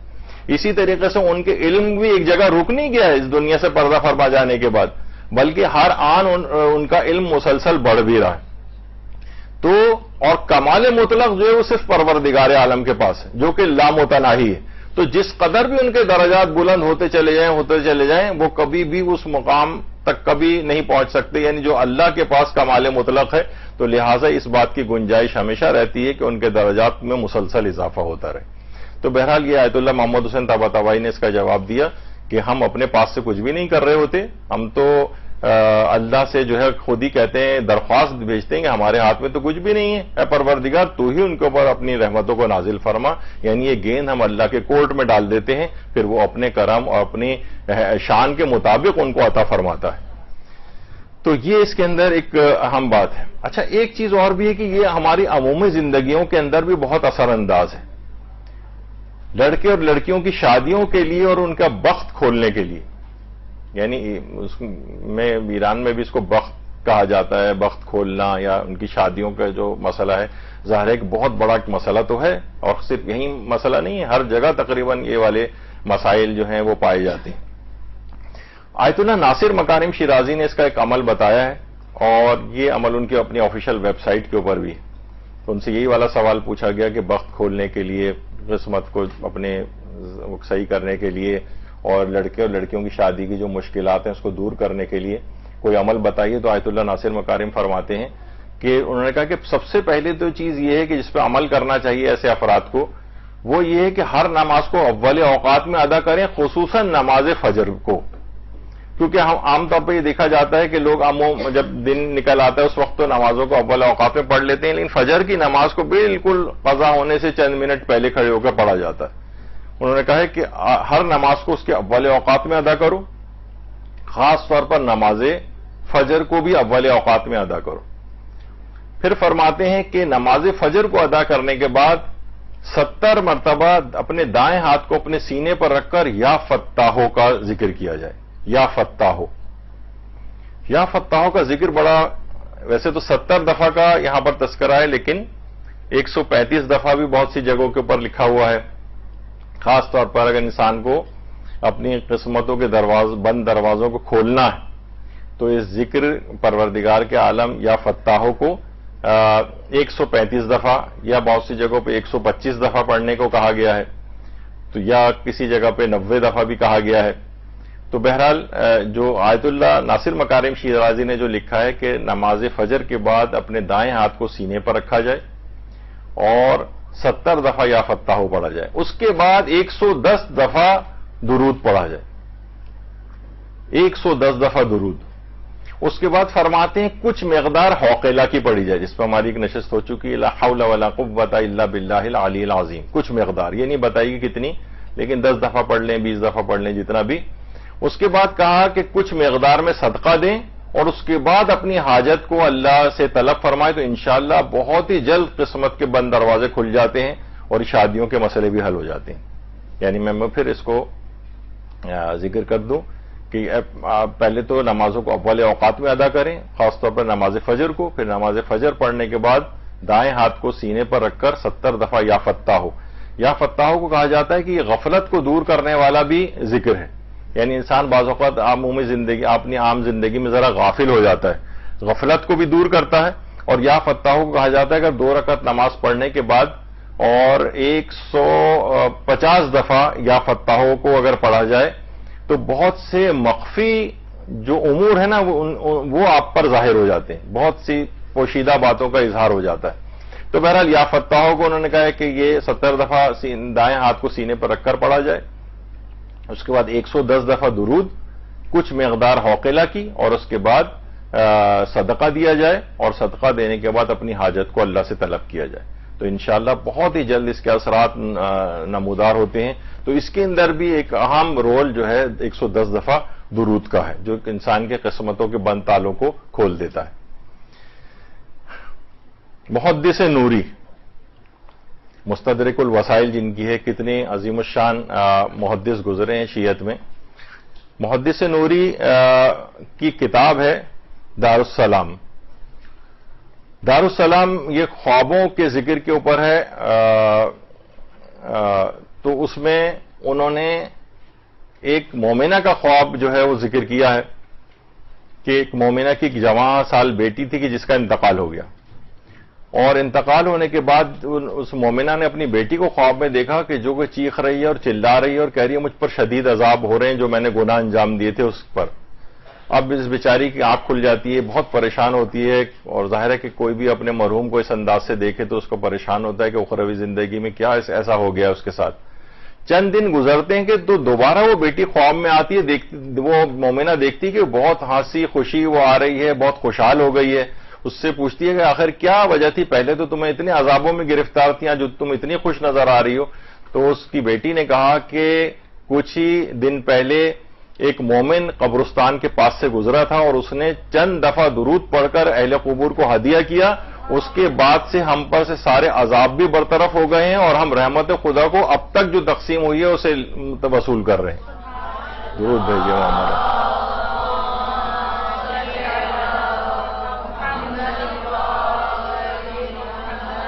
یہی وجہ ہے کہ خود ایران میں بھی مرحومین کے ایصال ثواب کے لیے یہ درود کے ختم کی محافل منعقد کی جاتی ہیں، اور بہت ساری اگر آپ ویسے فوٹوز بھی اگر اس کے اوپر گوگل کر کے دیکھیں تو اس میں جو ہے وہ اس مرحوم کی ایک تصویر جو ہے وہ لوگ دائرے میں بیٹھ جاتے ہیں، اس کی ایک تصویر بھی رکھ لیتے ہیں، ذرا اس کا بھی ظاہر ہے کہ امپیکٹ ہوتا ہے کہ اس مرحوم کو اصال ثواب پہنچانے کے لیے یہ 10,000 دفعہ درود، 1,000 دفعہ درود، 1,00,000 دفعہ درود یہ کر کے اس کے بعد ظاہر ہے کوئی جو بھی کھانا پینا یہ وہ سب مہمانوں کے لیے اگر کریں تو یہ بہرحال ایک بہت اچھا ہے کہ ہم سوچتے ہیں کہ شاید ہر دفعہ ایک بہت زیادہ مال خرچ کر کے اور زحمت و ورق کو اٹھا کر ایک مجلسی منعقد کی جائے، وہ ٹھیک ہے، وہ بھی اپنی جگہ پر ان سب کی اہمیت ہے، لیکن یہ زیادہ تعداد کے اندر بھی کیا جا سکتا۔ مجلسیں تو اتنی بار بار جلدی جلدی نہیں کی جا سکتی ہیں، اس کا انتظام کرنا بھی مشکل ہوتا ہے، لیکن کم سے کم مرحومین کے لیے اس انداز کا ایصال ثواب، چند افراد، چند رشتہ دار جمع ہو جائیں اور اس طرح سے درود پڑھ کر اس کو ہدیہ کریں، تو آپ نے دیکھا کہ صرف چند دفعہ درود پڑھ کر اس نے تمام اہل قبور کو ہدیہ کیا، اس مرد مومن نے پورے قبرستان پر سے عذاب برطرف ہو گیا، اور بلکہ جو رحمت خدا تقسیم ہوئی وہ بات اتنی زیادہ تھی کہ وہ اب تک وصول کر رہے تھے مستقل اس کو۔ تو بہرحال یہ درود کی جو برکتیں ہیں وہ اس میں یہ بھی شامل ہے۔ اب فقہی احکام کے اندر ایک چیز اور بھی آتی ہے، خواتین بھی اس لحاظ سے پوچھتی ہیں کہ حالت نجاست میں بھی درود پڑھا جا سکتا ہے، حیض کی حالت میں، نفاس کی حالت میں، جنابت کی حالت میں، اس طرح سے، اور تو بہت جگہوں کے اوپر یہ ملتا ہے، یعنی سننے میں آتا ہے کہ خواتین اس کو کہتی ہیں کہ نہیں یہ تو بے احترامی ہے اور ذکر کو اتنے دنوں تک نہیں پڑھتی، حالانکہ ایسا نہیں ہے، اور حالت نجاست میں بھی محمد و آل محمد پر درود کے علاوہ بلکہ اس میں تو پروردگار کی حمد بھی کی جا سکتی ہے، تسبیح بھی پڑھی جا سکتی ہے، قرآن بھی پڑھا جا سکتا ہے، اور 7 آیات سے زیادہ کی کراہیت بھی آیت اللہ سیستانی کے نزدیک تو وہ والا مسئلہ بھی نہیں ہے، یعنی 7 آیات سے زیادہ بھی اگر تلاوت قرآن کر رہے ہوں تو جو کراہیت کا ایک مسئلہ، درود میں تو وہ خیر وہ کراہیت والا مسئلہ کسی اور مجتہد کے نزدیک بھی نہیں ہے، جو کراہیت کے قائل بھی ہیں 7 سے زیادہ آیات جنابت وغیرہ کی حالت میں پڑھنے کی، اور یہ تو بہرحال چاہے وہ نفاس کی حالت ہو یا دیگر نجس حالتیں ہوں اس کے اندر بھی درود کو پڑھا جا سکتا ہے، بلکہ عورت کے لیے تو آپ کے علم ہی ہے کہ جو اپنے مخصوص ایام میں وہ اوقات نماز کا جو وقت ہے اس میں مصلی پر آ کر بیٹھ جائے اور تسبیحات پڑھے، اذکار پڑھے، درود پڑھے، سلام پڑھے، تلاوت قرآن کرے، جس طرح سے بھی وہ اس کو گزار سکتی ہے۔ تو یہ والی چیز کا ذرا کانسیپٹ کو کلیئر ہونا چاہیے کہ حالت نجاست میں بھی یعنی ایک ایسی عبادت ہے کہ اللہ نے، حالانکہ وہ چاہتا تو اس پہ پابندی بھی لگا سکتا تھا کہ بھائی، لیکن وہ کہتا نہیں، اس حالت میں میرا بھی نام لے سکتے ہو اور یہ سب چیزیں بھی، عبادت بھی انجام دے سکتے ہو۔ اچھا، صلوات کے عدد کے برابر صلوات کو بھیجنا، کہا جاتا ہے کہ جیسے 14 معصومین بھی ہیں، تو یعنی جب کبھی انسان کم سے کم بھی اگر پڑھے تو 14 دفعہ درود کو تلاوت کر لے تو اس کے اور بہت زیادہ اثرات ہوتے ہیں۔ ہر ایک درود کو ایک معصوم کو مثلا ہدیہ کرنے کی نیت سے 14 دفعہ پڑھ کے تو یہ بڑے اثرات رکھتا ہے۔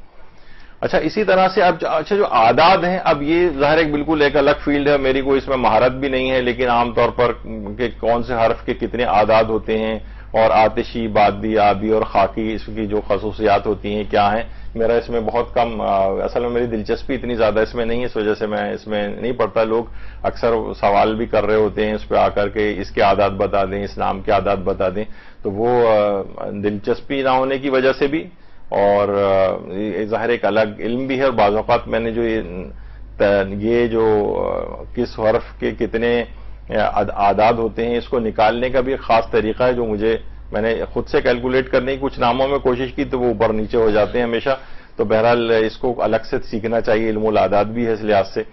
تو بہرحال تو صلوات کے جو ابجد کے اعداد ہیں وہ 557 مرتبہ، 557 دفعہ، یہ بھی جو ہے کہا جاتا ہے کہ اگر آپ کو کسی خاص عدد پڑھنا ہے تو 557 دفعہ صلوات کو جو ہے وہ پڑھا جائے۔ اسی طریقے سے کسی خاص شخص یا مریض کے لیے پڑھنی ہو تو اس کے نام کے عدد کے برابر جو ہے آپ اس کے نام کے اعداد، جو بھی اس کے ماہرین ہوں ان سے پوچھ کر یا خود ہی اس کو حاصل کر لیں گے اعداد کیسے نکالے جاتے ہیں ناموں کے۔ تو کسی خاص شخص کے لیے اگر کوئی درود پڑھنا ہے یا خاص کوئی مریض بیمار ہے اس کے لیے پڑھنا ہے تو اس کے نام کے عدد کے برابر، یہ بہت مجرب ہے کہ اس سے وہ تکلیف دور ہو جاتی ہے، حاجت دور ہو جاتی ہے اس شخص کے لیے جس کے لیے وہ پڑھا جا رہا ہے۔ اسی طریقے سے کسی مرحوم کو اگر ہدیہ کرنا ہے تو ان کے نام کے عدد کے برابر پڑھنا بڑا مجرب ہے، یعنی اس کے مرحوم کے نام کے اعداد نکال لیں اور جو جتنے عدد بنے اس مقدار کے برابر جو ہے وہ درود پڑھا جائے۔ اسی طریقے سے جس معصوم کو آپ کو ہدیہ کرنی ہو ان کے نام کے عدد کے برابر، مثلا حضرت امام حسین علیہ الصلوۃ والسلام کو اگر ہدیہ کرنا ہو درود تو مثلا ان کے نام کے اعداد جو ہیں 128 ہیں تو 128 کے مطابق پڑھ لیا جائے. رسول اللہ کو اگر درود جو ہے ہدیہ کرنا ہے تو ان کے نام کے اعداد مثلا 92 ہیں، اور اسی طریقے سے حضرت امیر المومنین علیہ السلام کے 112 ہیں اعداد. اب اس طرح سے مختلف معصومین کے آپ خود نکال سکتے ہیں کسی جگہ سے، تو ان کے نام کے اعداد کے برابر جو ہے وہ کیا جا سکتا ہے. تو وہ زیادہ یعنی جو علماء جنہوں نے اس پہ کام کیا ہوا ہے تو اس کو کافی بہتر سمجھتے ہیں کہ ان کے نام کے اعداد کے برابر ہو. اچھا، اگر 1000 مرتبہ روزانہ پڑھنی ہو کسی بھی حاجت کے لیے، ابھی آگے چل کر آئے گا کہ 1000 مرتبہ روزانہ، تو اگر یہ کوئی شخص اپنے ذمے کسی خاص حاجت کے لیے رکھے تو پھر وہ 2 ماہ تک پے در پے اس کو پڑھے، یعنی اپنی حاجت کے لیے چھوڑے نہیں بیچ میں، چاہے حاجت خواہ درمیان میں پوری کیوں نہ ہو جائے. مثلا ممکن ہے آپ نے کسی حاجت کے لیے پڑھا اور وہ 15 دن میں وہ حاجت پوری ہو گئی تو چھوڑے نہیں، 1000 مرتبہ پڑھتے جائیں یہاں تک کہ 2 ماہ پورے ہو جائیں. یہ بہت مجرب ہے اس سلسلے میں، اور اس نعمت کو بھی دوام مل جاتا ہے، یعنی جو آپ نے حاجت طلب کی ہو پھر وہ ضائع نہیں ہوگی آپ کو ملنے کے بعد، اور وہ یعنی وہ جو بھی کام آپ نے وہ آگے بھی ٹھیک چلتا رہے گا. تو 1000 مرتبہ اگر روزانہ آپ نے پڑھنے کو کسی حاجت کے لیے رکھا ہے تو اسے 2 ماہ تک پے در پے پڑھا جائے. اور آیت اللہ شیخ تقی مصباح یزدی بھی فرماتے تھے کہ اپنی مشکلات کے حل کے لیے محافل درود کا انعقاد کرنا چاہیے. فرماتے تھے محافل درود کا انعقاد، جیسے کہ ہم نے اب اس سے پہلے ذکر کیا کہ لازمی ہونا چاہیے. گھروں میں جو افراد ہی کرنا شروع کریں گے واقعتاً وہ نوٹ کریں گے کتنی برکتیں اس گھر کے اوپر آتی ہیں. مشکلات نہیں ہوں گی، لڑائی جھگڑے نہیں ہوں گے، شیاطین وہاں سے جو ہے وہ اپنا سامان اٹھا کے چلے جائیں گے. اب جو ہے نا وہ یعنی اس گھر میں اطمینان سکون کی زندگی وہ اس گھر کے اندر بسر ہوگی. ورنہ کیا ہوتا ہے، لڑائی ہو رہے ہیں، جھگڑے ہو رہے ہیں، غیبتیں ہو رہی ہیں، ناچاقیاں ہو رہی ہیں اور اس طرح کی چیزیں. اپنی مشکلات کے حل کے لیے محافل درود کا انعقاد گھر میں کرنا چاہیے. جیسے کہ میں نے اس سے پہلے کہا کہ خواتین جو ہے وہ کوشش کریں امام بارگاہوں میں بھی انعقاد کریں، گھروں میں بھی انعقاد کریں، اور جو محافل ہیں حتیٰ کہ چھوٹے بچوں کو بھی اس کے اندر لے کر آئیں. اور چھوٹے بچوں کو بھی ایسا نہیں کہ بس وہ آ رہے ہیں تو وہ بڑے تو بیٹھ کر تسبیح پڑھ رہے ہیں اور بچے جو ہیں وہ کھیلتے پھر رہے ہیں. کھیلیں بھی لیکن ان کو بھی بٹھا لیں کہ جو ہے وہ وہاں پر درود کی تسبیح پڑھیں اور اس کے بعد پھر جو بھی کھیل کود کر رہا ہے وہ کریں.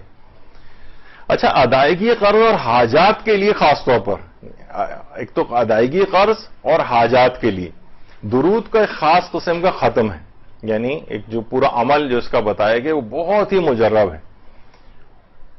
اور اس میں جو سب سے شب جمعہ سے اس کو شروع کیا جاتا ہے، اور اس میں ہے کہ صرف فقط شب جمعہ غسل کر لیا جائے، بعد کی شبوں میں غسل کی ضرورت حاجت نہیں.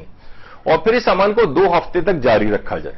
2 ہفتے تک کیا ہے، مثلا شب جمعہ اول جو آئے گی اس میں 1000 مرتبہ اللہم صلی علی محمد و آل محمد پڑھنا ہے. پھر شب ہفتہ 1000 مرتبہ اللہم صلی علی امیر المومنین علیہ السلام.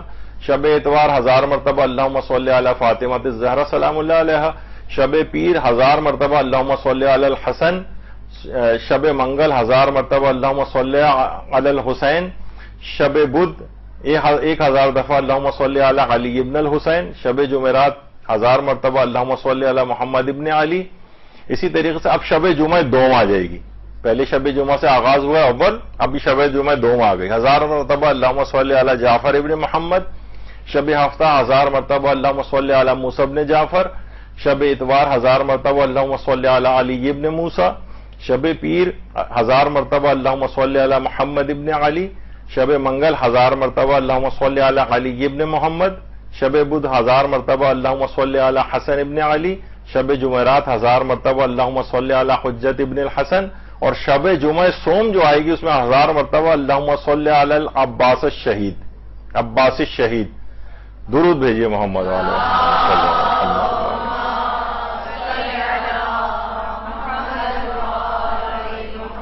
بہت ہی مجرب عمل ہے. قضاء حاجات کے لیے صرف 2 ہفتے تک کا صرف عمل ہے، اور 1000 مرتبہ صرف پڑھنا ہے. اور ایک معصوم کو، اور ایک آخری والا جو ہے شب جمعہ سوم جو ہے اس میں 1000 مرتبہ حضرت عباس علمدار کو بھی ہدیہ کرنا ہے. اور جن جن لوگوں نے اس کا تجربہ کیا ہے وہ کہتے ہیں کہ بہت ہی مجرب ہے ہماری اس کے لیے کسی پہ قرضوں کی ادائیگی ہو خصوصاً، اور کوئی اور بھی حاجت ہو تو اس کے لیے بھی اسی طریقے سے اس عمل کو کیا جا سکتا ہے۔ البتہ جب بھی یہ جو شرائط ختم صلوات، یعنی جو بھی یہ محفل منعقد کی جائے صلوات کی، جس میں 1000 دفعہ پڑھا جا رہا ہے، بہت سے لوگ 10,000 دفعہ، 1,00,000 دفعہ، 10,00,000 دفعہ، کتنی دفعہ بھی جو ہے اس کو پڑھ سکتے ہیں جتنے لوگ موجود ہیں اس کے مطابق، تو اس محفل کی، اس ختم کی صلوات کی کچھ شرائط ہیں، یعنی یہ جو بھی آپ کریں گے اس کے کچھ آداب ہیں۔ سب سے پہلی چیز تو یہ کہ یہ جب بھی عمل آپ کریں باطہارت ہو، وضو کیا ہوا ہو، غسل کیا ہوا ہو، مثلا ان میں سے کوئی چیز یعنی طہارت کے ساتھ ہو تو اس کی اثر پذیری بہت بڑھ جاتی ہے۔ دوسرا قطع امید، یعنی اب ہماری دنیاوی کوئی امیدیں کسی سے نہیں، ہمیں صرف پروردگار عالم سے امید ہے، اور یہ جو سہارے ہیں ہم نے جن کے اوپر ہم درود پڑھ رہے ہیں ان سے ہمیں امید ہے، یعنی تمام امیدیں قطع کر کے ان سے اپنی لو کو لگایا جائے تو اس کی اثر پذیری اور بڑھتی ہے۔ تیسری چیز ہے یقین ہونا چاہیے، یعنی یہ نہیں کہ اب بھی شک کی حالت میں رہیں کہ پتہ نہیں ہماری دعا قبول ہوگی یا بھی نہیں ہوگی، نہیں، یہ نہیں، پورے یقین کے ساتھ جب ہم ان درود پڑھ رہے ہیں، اور ان کے لیے احادیث موجود ہیں کہ جب بھی دعاؤں کی قبولیت کے لیے، ابھی اگلی نشست میں ہم پورا بتائیں گے کہ دعاؤں کی قبولیت کے لحاظ سے درود کی کیا اہمیت ہے، تو پورا یقین ہونا چاہیے۔ یہ جو شک و شبہات کے بادل ہیں ان کو ہٹا دیجیے کہ انشاءاللہ ضرور میری یہ دعا قبول ہوگی، کیوں قبول نہیں ہوگی، میں یہ محمد و آل محمد پہ اس انداز سے جو ہم درود بھیج رہے ہیں۔ تو تیسری چیز یقین ہونا چاہیے۔ چوتھا یہ کہ خدا کی حمد و ستائش سے اس کی ابتدا ہونی چاہیے، الحمدللہ رب العالمین کہتے ہیں، کوئی دعا پڑھتے ہیں اللہ کی حمد و ستائش پہ، پھر اس کے بعد درود کی محفل ہو۔ اعتراف گناہ ہونا چاہیے، یعنی اعتراف گناہ، یعنی اپنے گناہوں کو انسان یاد کرے، کیونکہ بہت سارے دیکھیے گناہ ایسے بھی ہوتے ہیں نا کہ جو ہمارے دعاؤں کی قبولیت میں رکاوٹ بنتے ہیں، تو اعتراف گناہ ہو اور حضور قلب کے ساتھ، یعنی ہم یہ درود پڑھیں، یعنی پوری کنسنٹریشن کے ساتھ ہو، یہ نہیں کہ مثلا بس ٹی وی بھی چل رہا ہے، ٹی وی بھی دیکھتے جا رہے ہیں اور تسبیح گھماتے جا رہے ہیں، یہ نہیں، حضور قلب ہونا چاہیے، پوری توجہ اپنے اس ذکر کے اوپر ہو۔ ساتویں چیز ہے کہ زمان و مکان مناسب ہونا چاہیے، یعنی کوشش کریں شب جمعہ ہو، روز جمعہ ہو، کوئی اچھی نیک تاریخ ہو، اور جگہ بھی اور اگر اچھی ہو تو اس کو بھی مثلا امام بارگاہ یا کوئی اور اس طرح کی جگہ، لیکن نہیں تو کم سے کم گھر میں ایسی جگہ جہاں عام طور پہ انسان نمازیں وغیرہ پڑھتا ہے، اپنی عبادت انجام دیتا ہے، زمان و مکان مناسب۔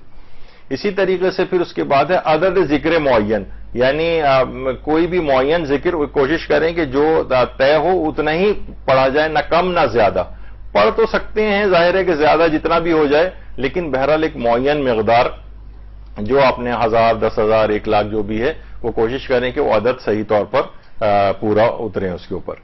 اور علماء فرماتے ہیں اس جگہ کو خوشبو سے معطر بھی کیا جائے کہ جہاں پر یہ درود کی محفل جو ہے ہو رہی ہے، اس جگہ کو خوشبو وہاں پر اس سے معطر کیا جائے اس کو، اور یہ ختم شروع ہونے سے پہلے اور اس کے بعد صدقہ دیا جائے، یعنی اس عمل کو جو درود کی محفل کا انعقاد ہو رہا ہے کوشش کریں اس سے پہلے بھی آپ صدقہ دیں اور اس کے بعد بھی صدقہ دیں۔ اور دوران ختم آپس میں کوئی فضول بات چیت بالکل نہ کریں، بہت کوئی ضروری ہو تو بات کر لیں، لیکن عام طور پہ ہوتا ہے کہ وہ مثلا سب لوگ بیٹھے ہوئے ہیں، باتیں بھی ہو رہی ہیں اور تسبیح کے اوپر انگلی بھی گھومی جا رہی ہے اور ادھر ادھر کی باتیں، اس سے جو ہے نا اس کی اثر پذیری ختم ہوتی ہے۔ یعنی کوشش کریں کہ دوران ختم آپس میں کوئی فضول بات چیت جو ہے وہ نہ کی جائے سوائے کسی ضروری بات چیت کے، اور بلا ضرورت اپنی جگہ سے اٹھا بھی نہ جائے، یعنی اٹھ کے جا رہے ہیں پھر آ کر بیٹھ رہے ہیں، پھر اٹھ کر چلے گئے پھر آ کے بیٹھ رہے ہیں، اس طرح سے نہ ہو، بلا ضرورت، بہت ضرورت ہو تو جا سکتے ہیں لیکن بلا ضرورت اپنی جگہ سے نہ اٹھا جائے۔ اس کے آداب میں سے ہے جو ختم صلوات کی جو بھی محفل ہو رہی ہے۔ اور ختم کے بعد اپنی حاجت کو قلبی رغبت کے ساتھ مانگا جائے، قلبی رغبت کے ساتھ، یعنی ایک ہوتا ہے نا کہ بس سرسری طور پر بس ہم بیٹھے درود پڑھ رہے ہیں پھر اٹھ کے چلے گئے، کوئی خاص یعنی بالکل اپنے حاجت کو قلبی رغبت کے ساتھ، یعنی پروردگار میری اس حاجت کو لازمی قبول فرما دے، جتنے بھی احساس ہے لاچارگی اور بیچارگی جو ہے وہ آپ اپنا سمو کر اپنی اس حاجت کو جو ہے چاہے اپنے دل کے اندر ہی کیوں نہ ہو پروردگار کی بارگاہ میں پیش کریں، یہ اس کے آداب میں سے ہے۔ اور دل یا زبان سے معصومین کو ہدیہ کیا جائے اور دعا بھی مانگی جائے، یعنی یا تو دل ہی دل کے اندر ہو یا زبان سے زبان سے بھی اگر کریں کہ پروردگار میں اس ختم صلوات کو جو میں نے 1000 دفعہ یا 10,000 دفعہ پڑھا ہے، میں فلاں معصوم کو یا فلاں معصومین کو میں ہدیہ کرتی ہوں، اور اس ہدیہ کرنے کے نتیجے میں میری فلاں دعا کو قبول فرما لیں، چاہے اس کے الفاظ دل سے گزاریں یا اپنی زبان پر جاری کریں، آپ کی مرضی۔ لیکن ایسا نہیں کہ ایک ہوتا ہے نا انڈرسٹوڈ دعا، بس ٹھیک ہے ہماری نیت یہی ہے، وہ بھی ٹھیک ہے، لیکن اگر اس طرح سے باقاعدہ اگر اس کو گزارا جائے اپنے دل میں یا اس کو زبان کے اوپر گزارا جائے، اس سے ذرا اور اہمیت اس کی بڑھ جاتی۔ تو دل یا زبان سے معصومین کو ہدیہ کیے جائے اور دعا مانگی جائے۔ اور جب بھی پیغمبر اکرم فرماتے ہیں کہ مجھ پر صلوات بھیجنا تمہاری دعاؤں کی قبولیت اور اعمال کی پاکیزگی کا سبب، یعنی تو اللہ مصطفیٰ محمد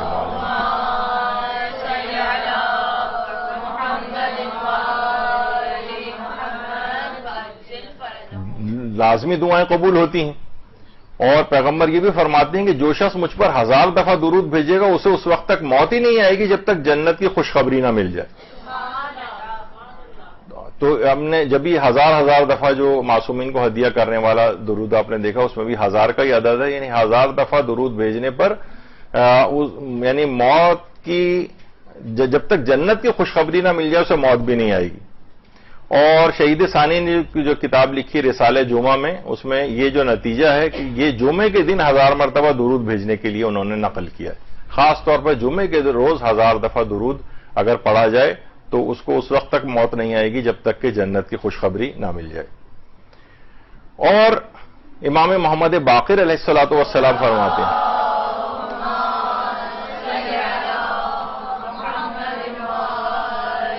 کہ جب حضرت امیر المومنین علی علیہ السلام رسول اللہ کے غسل و کفن و حنوط سے فارغ ہو گئے تو آپ نے لوگوں کو اجازت دی کہ تم میں سے 10 افراد کا گروہ داخل ہو اور آپ پر درود پڑھے۔ بس 10 کے گروہ کی شکل میں نبی اکرم کے حجرہ اقدس میں داخل ہوتے رہے، اور امیر المومنین نبی اکرم اور لوگوں کے درمیان کھڑے ہو کر قرآن کی یہ آیت تلاوت فرماتے، ان اللہ وملائکتہ یصلون علی النبی یا ایھا الذین آمنوا صلوا علیہ وسلموا تسلیما۔ اللہم صل علی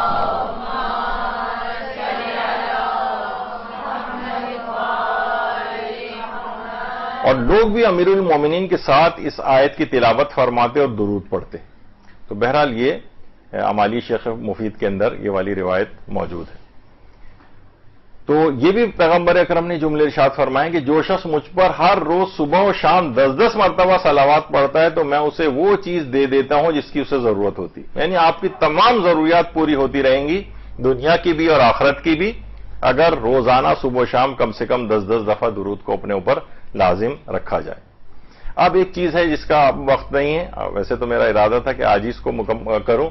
ایک چیز ہے، ایک سوال جو انشاءاللہ اگلی جو کلاس ہوگی اس میں ہم اس کو لے کر آئیں گے کہ صلوات زیادہ افضل ہے یا محمد آل محمد کے دشمنوں پر لعن زیادہ افضل ہے، یعنی ان پر ہم صلوات بھیجیں محمد آل محمد علیہ السلام پر، اس کی فضیلت زیادہ ہے یا لعن کی فضیلت زیادہ ہے؟ اس میں علماء کے کچھ اقوال ہیں اور کچھ روایات جو پیش کی جاتی ہیں، اس پہ ہم انشاءاللہ جو اگلی نشست ہوگی اس پہ گفتگو کریں گے۔ آج فقہی مسائل نسبتاً کم رہے، لیکن بہرحال کیونکہ پہلی نشست تھی تو فضائل درود کے اوپر کچھ گفتگو زیادہ رہی، اور آپ نے دیکھا کتنے واقعات بھی ایسے آئے جس کے اندر بہت زیادہ درود کی فضیلت پتہ چل رہی ہے۔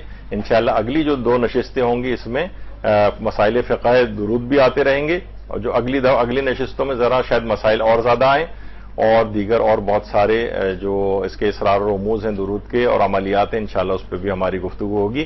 وصلی اللہ علی محمد وآلہ الطیبین الطاہرین۔